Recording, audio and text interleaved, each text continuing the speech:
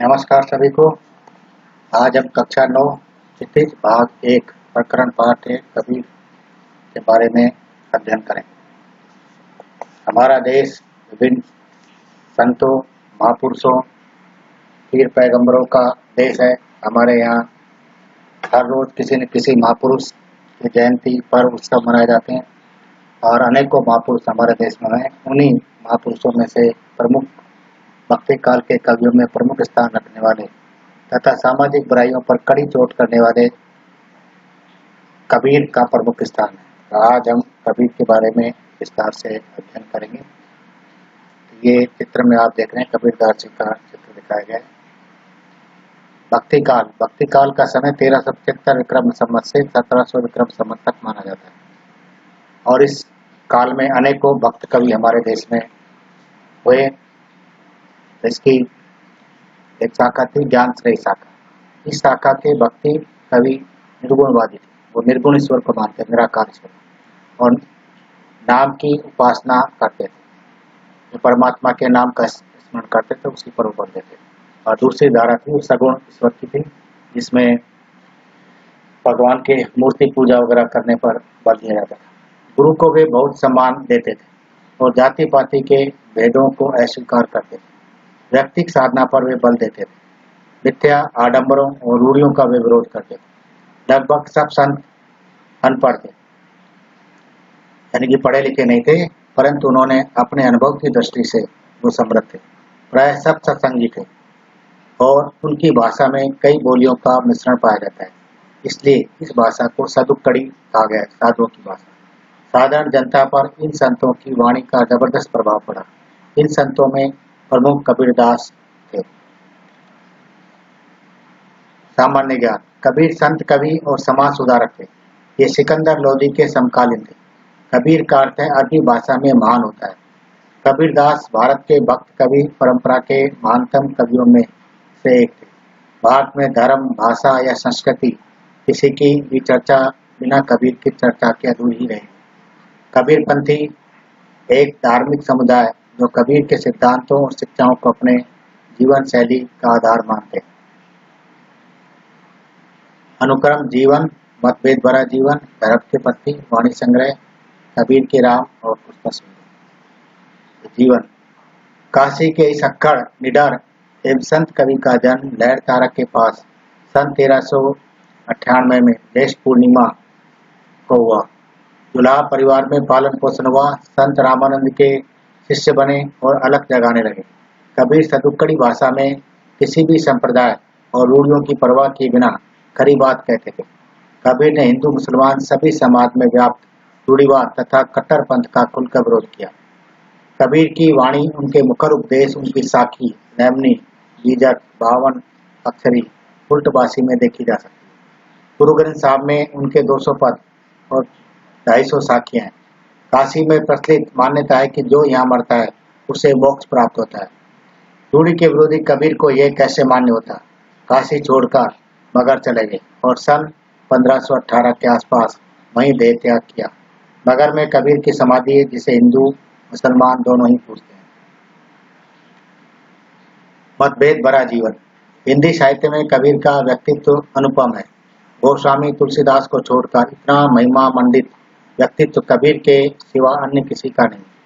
कबीर की उत्पत्ति के संबंध में अनेक किंवदंतियां हैं। कुछ लोगों के अनुसार वे जगत गुरु रामानंद स्वामी के आशीर्वाद से काशी के की एक विधवा ब्राह्मणी के गर्भ से उत्पन्न हुए थे। ब्राह्मणी उस नवजात शिशु को लहरतारा ताल के पास फेंक आई थी। उसे नीरू नामक दूल्हा अपने घर ले आया। उसी ने उसका पालन पोषण किया। बाद में यही बालक कबीर कहलाया। कतिपय कबीर पंथियों की मान्यता है कि कबीर की उत्पत्ति काशी में लहरतारा तालाब में उत्पन्न कमल के मनोहारी पुष्प के ऊपर बालक के रूप में हुई।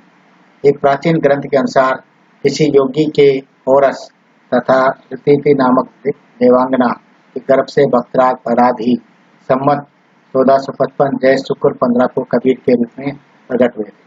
अर्थात लोगों का मानना है कि प्रहलाद ही कबीर के रूप में पैदा हुए। मतभेद भरा जीवन। कुछ लोगों का कहना है कि वे जन्म से मुसलमान थे और युवावस्था में स्वामी रामानंद के प्रभाव से उन्हें हिंदू धर्म की बातें मालूम हुई। एक दिन एक पहर रात रहते ही कबीर पंचगंगा घाट की सीढ़ियों पर गिर पड़े। रामानंद जी गंगा स्नान करने के लिए सीढ़ियां उतर रहे थे कि तभी उनका पैर कबीर के शरीर पर पड़ गया। उनके मुख से तत्काल राम राम शब्द निकल पड़ा। उसी राम को कबीर ने भिक्षा मंत्र मान लिया और रामानंद जी को अपना गुरु स्वीकार कर लिया। कबीर के इस शब्दों में हम काशी में प्रकट भये, रामानंद चेताए, अर्थात काशी में हमारा जन्म हुआ और ज्ञान हमें रामानंद से प्राप्त हुआ। अन्य जनश्रुतियों से ज्ञात होता है कि कबीर ने हिंदू मुसलमान का भेद मिटाकर हिंदू भक्तों तथा मुसलमान फकीरों का सत्संग किया और दोनों की अच्छी बातों को हृदयंगम कर लिया। जनश्रुति के अनुसार उन्हें एक पुत्र कमाल तथा पुत्री कमाली थी। इतने लोगों की परवरिश करने के लिए उन्हें अपने कर्जे पर काफी काम करना पड़ता था। 119 वर्ष की अवस्था में उन्हें मगध में देह त्याग किया।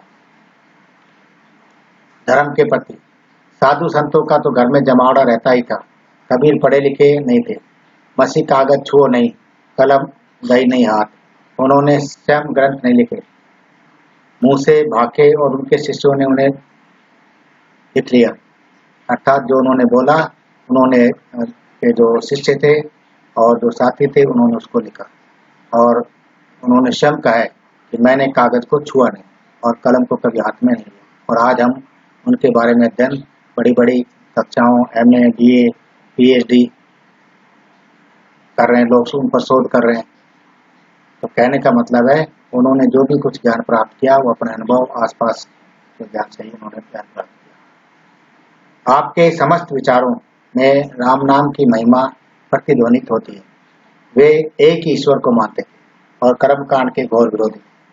अवतार, मूर्ति, रोजा, ईद, मस्जिद, मंदिर आदि को वे नहीं मानते, निराकार ईश्वर के उपासक। कबीर के नाम से मिले ग्रंथों की संख्या भिन्न भिन्न लेखों के अनुसार भिन्न भिन्न है। H विल्सन के अनुसार कबीर के नाम पर 8 ग्रंथ है। बिशप GH वेस्टकाउंट ने कबीर के 84 ग्रंथों की सूची प्रस्तुत की और रामदास गौड़ ने हिंदुत्व में 71 पुस्तकें बनाई। वाणी संग्रह कबीर की वाणी का संग्रह बीजक के नाम से प्रसिद्ध है। इसके 3 भाग हैं, रहमनी, शब्द और साखी। यह पंजाबी, राजस्थानी, खड़ी बोली, अवधी, पूर्वी, ब्रजभाषा आदि कई भाषाओं की खिचड़ी। कबीर परमात्मा को मित्र, माता, पिता और पति के रूप में देखते हैं। यही तो मनुष्य के सर्वाधिक निकट रहते हैं। वे कभी कहते हैं हरि मऊ प्यू मैं राम की बहुरिया, तो कभी कहते हैं हरि जननी मैं बालक तोरा, और कभी बड़ा हुआ तो क्या हुआ। जैसे उस समय हिंदू जनता पर मुस्लिम आतंक का कहर छाया हुआ था। कबीर ने अपने पंथ को इस ढंग से सुनियोजित किया जिससे मुस्लिम मतों की ओर झुकी हुई जनता सहज ही उनके अनुयायी हो गई। उन्होंने अपनी भाषा सरल और सुबोध रखी ताकि वह आम आदमी तक पहुंच सके। इससे दोनों संप्रदायों के परस्पर मिलन में सुविधा हुई। इनके पंथ मुसलमान संस्कृति और गौभक्षण के विरोधी थे। कबीर को शांति में जीवन प्रिय था और वह अहिंसा, सत्य, सदाचार आदि गुणों के प्रशंसक थे। अपनी सरलता, साधु स्वभाव तथा संत प्रवृत्ति के कारण आज विदेशों में भी उनका समाचार हो रहा है। वृद्धावस्था में यश और कीर्ति की मार ने उन्हें बहुत कष्ट दिया। उसी हालत में उन्होंने बनारस छोड़ा और आत्मनिरीक्षण तथा आत्म परीक्षण करने के लिए देश के विभिन्न भागों की यात्राएं की। इसी क्रम में वे कालिंजर जिले के पिथौराबाद शहर में पहुंचे। वहाँ रामकृष्ण का छोटा सा मंदिर था। वहाँ के संत भगवान गोस्वामी के जिज्ञासु साधक थे, किंतु उनके तर्कों का अभी तक पूरी तरह समाधान नहीं हुआ था। संत कबीर से उनका विचार उनमें हुआ और कबीर की एक साखी ने उनके मन पर गहरा असर किया।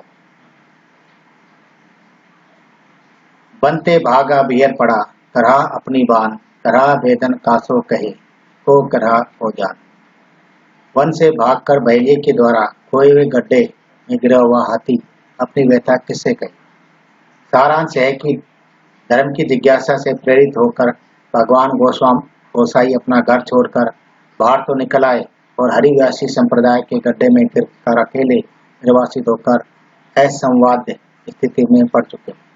मूर्ति पूजा को लक्ष्य करते उन्होंने एक साखी हाजिर कर दी कि पान पूजे हरि मिले तो मैं पूजो पहाड़, बातें तो ताकि भली इस खाए संसार। अर्थात पत्थर को पूजने से अगर ईश्वर प्राप्त हो तो मैं पूरे पहाड़ को पूजा करूँ। इससे अच्छा है कि ताकि की हम पूजा करें ताकि हमको अनाज पीस कर आटा प्राप्त हो।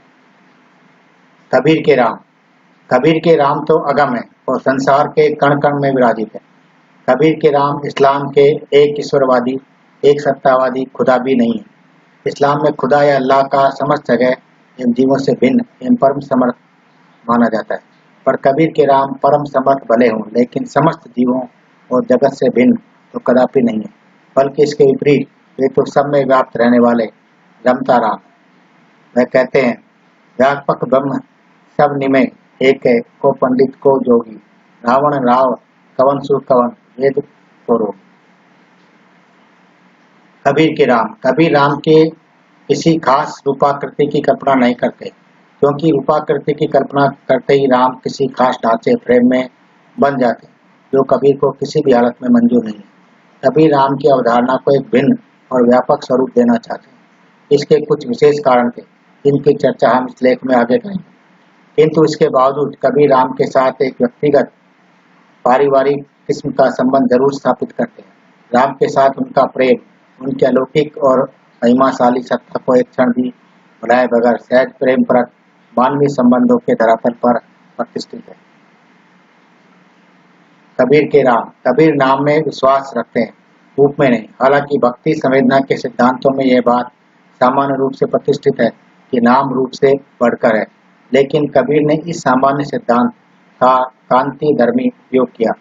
कबीर ने राम नाम के साथ लोक मानस में शताब्दियों से रचे बसे संलिष्ट भावों का उदात्त एवं व्यापक स्वरूप देकर उस पुराण प्रतिपादित ब्राह्मणवादी विचारधारा के खांचे में बांधे जाने से रोकने की कोशिश की। कबीर के राम, कबीर के राम निर्गुण सगुण के भेद से परे हैं। दरअसल उन्होंने अपने राम को शास्त्र प्रतिपादित अवतारी सगुण वर्चवशील वर्णाश्रम व्यवस्था के संरक्षक राम से अलग करने के लिए ही निर्गुण राम शब्द का प्रयोग किया।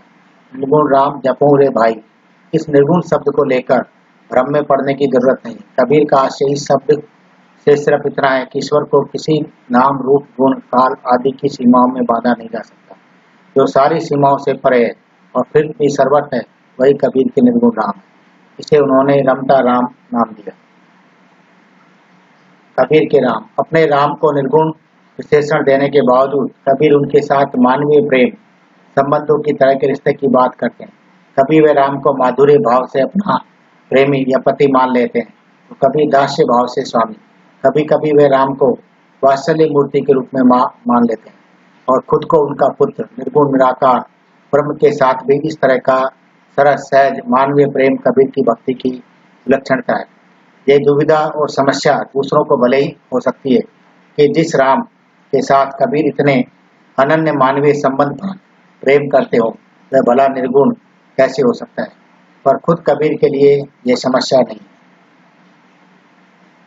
कबीर के राम, वह कहते भी हैं, संतो धोखा कासु कहिए, गुण में निर्गुण निर्गुण में गुण, बांट छाड़ी क्यों भई से नहीं। प्रोफेसर महावीर शरण जैन ने कबीर के राम एवं कबीर की साधना के संबंध में अपने विचार व्यक्त करते हुए कहा है, कबीर का सारा जीवन सत्य की खोज तथा सत्य के खंडन में व्याप्त हुआ। कबीर की साधना मानने से नहीं, जानने से आरंभ होती है। वे कब किसी के शिष्य नहीं, रामानंद द्वारा चेताए हुए चेला है। उनके लिए राम रूप नहीं। कबीर के राम दशरथी राम नहीं है। उनके राम तो नाम साधना के प्रतीक है। उनके राम किसी संप्रदाय जाति या देश की सीमाओं में कैद नहीं है।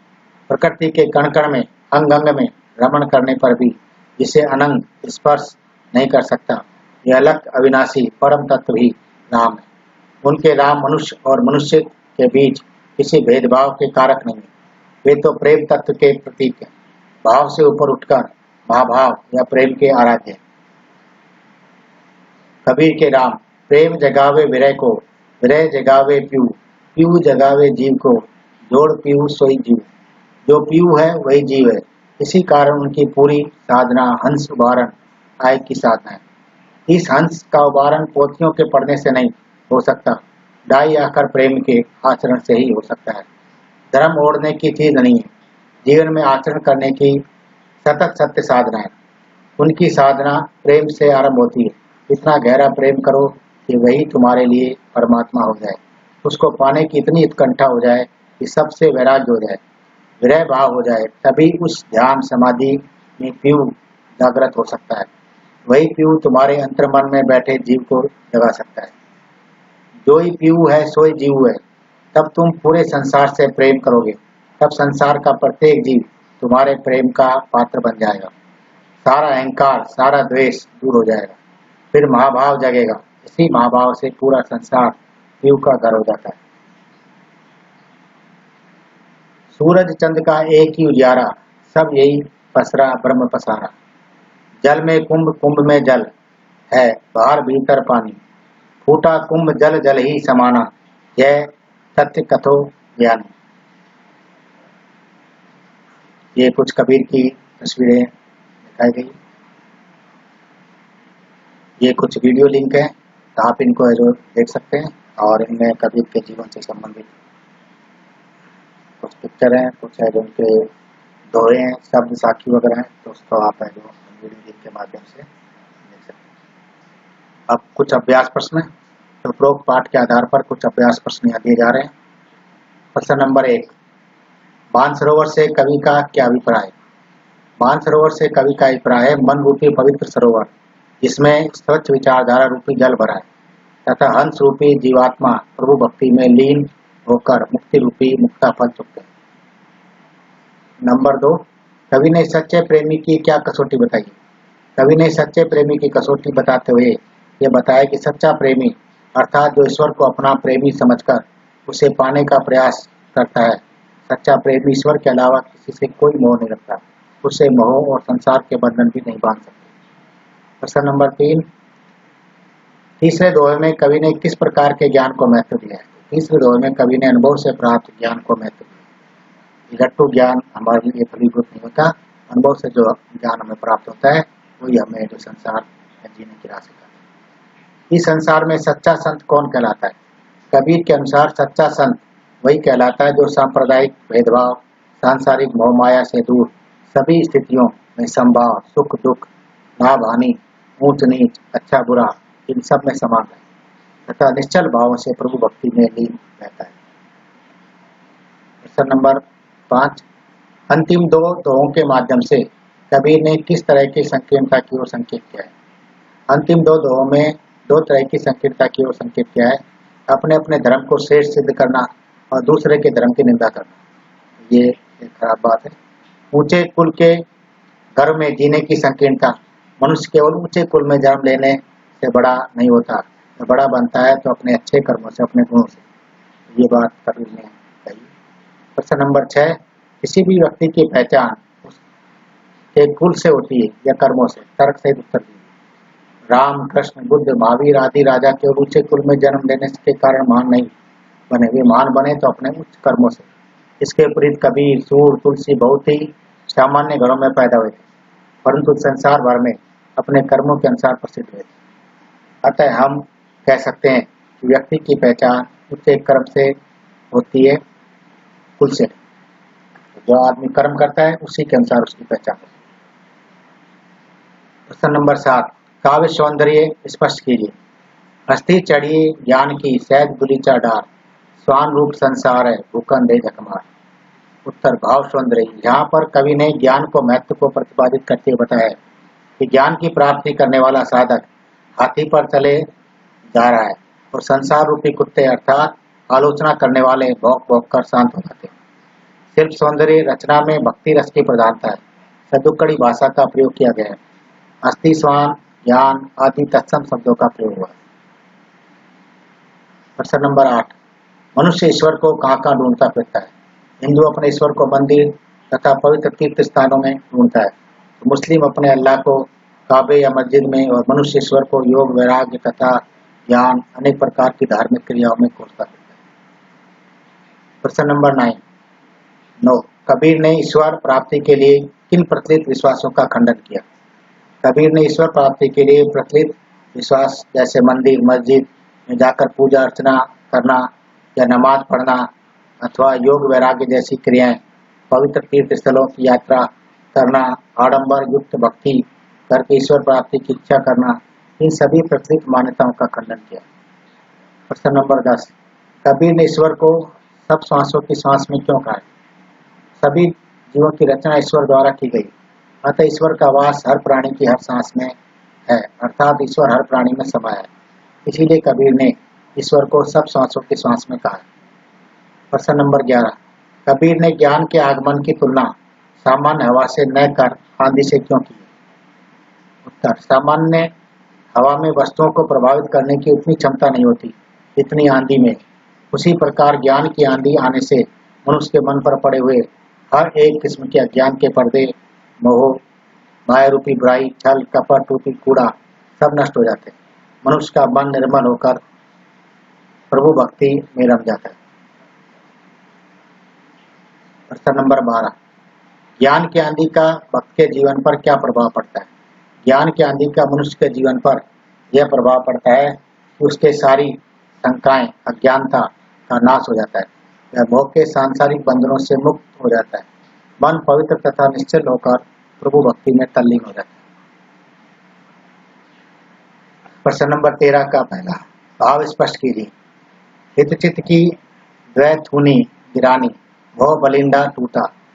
यहाँ ज्ञान की आंधी के कारण मनुष्य के मन पड़े प्रभाव के फलस्वरूप मनुष्य के स्वार्थ रूपी दोनों खंभे टूट गए तथा मोह रूपी बल्ली भी गिर गई। इससे कामना रूपी छप्पर नीचे गिर गया। इसके मन की बुराइयां नष्ट हो गई और उसका मन साफ हो गया। दूसरा, आंधी पीछे जो जल उठा, प्रेम हरिजन भीना। ज्ञान रूपी आंधी आने के बाद मन प्रभु भक्ति में रम जाता है। ज्ञान की आंधी के बाद जो जल बरसा, उस जल से मन भीग उठता है और आनंदित हो जाता है, अर्थात ज्ञान की प्राप्ति के बाद मन शुद्ध हो जाता है। रचना और अभिव्यक्ति संबंधी प्रश्न। प्रश्न नंबर 14, संकलित साखियों और पदों के आधार पर कबीर के धार्मिक संप्रदाय सद्भाव संबंधी विचारों पर प्रकाश डालिए। कबीर ने अपने विचारों द्वारा जनमानस की आंखों पर धर्म तथा संप्रदाय के नाम पर पड़े पर्दे को खोलने का प्रयास किया है। कबीर ने हिंदू और मुसलमान की पूजा पद्धति के कारण उत्पन्न सांप्रदायिकता को लक्ष्य बनाते हुए राम और रहीम को एक मानकर मनुष्य को सच्ची भक्ति के लिए प्रेरित किया। कबीर ने हर एक मनुष्य को किसी एक मत, संप्रदाय, धर्म आदि में न पड़ने की सलाह दी। ये सारी चीजें मनुष्य को राह से भटकाने तथा बंटवारे की ओर ले जाती है। अतः कबीर के अनुसार हम इन सब चक्रों में नहीं पड़ना चाहिए। मनुष्य को चाहिए कि वह निष्काम तथा निश्चल भाव से प्रभु की आराधना करे। भाषा अध्ययन संबंधी प्रश्न।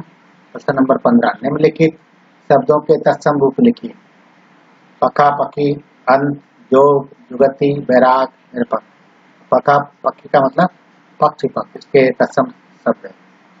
अनंत का अनंत, योग योग, जुगति युक्ति, वैराग वैराग्य, निरपक्ष निरपेक्ष या निष्पक्ष। तो इस प्रकार से ये कबीर संबंधी जो परिचय और प्रश्नोत्तर आप देखे। इसके अलावा शब्द और साखियां संबंधी जो भावार्थ हैं और कविता है, सब साखी उनका है जो अगले वीडियो में आप देखेंगे। वीडियो देखने के लिए धन्यवाद। आपको ये निश्चित रूप से पाठ पसंद आया होगा और इस वीडियो को कृपया लाइक, शेयर, सब्सक्राइब और कमेंट करें। धन्यवाद।